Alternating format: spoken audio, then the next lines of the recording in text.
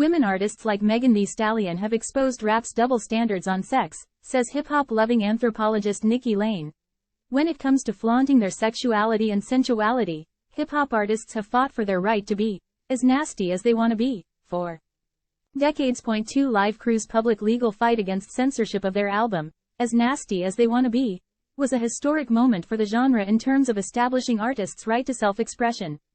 But progress hasn't been felt equally by all hip-hop artists.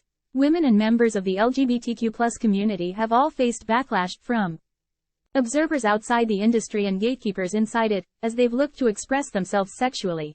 That pushback has always fascinated me. It has always felt like hypocrisy to me that a genre purported to be so radical and subversive would mirror the patriarchal politics of conservatism in this way, so I sat down with an expert who could tell me how this dynamic came to be.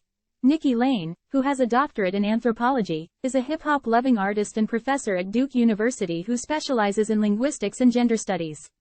At Duke, she pioneered a course called Hot Girl Meg, which uses rapper Megan Thee Stallion as a launching point for discussions on hip-hop, race, gender and sexuality. She's also the author of The Black Queer Work of Ratchet, Race, Gender, Sexuality, and the Anti-Politics of Respectability. And that was the essence of our convo. How race, gender, sex and hip-hop intersect. Trust me, you don't want to miss this.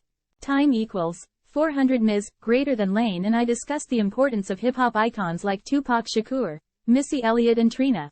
The politics behind the term ratchet, how LGBTQ+ artists are flipping the game on its head, and hip-hop's double standards regarding women and non-binary people discussing sex and love.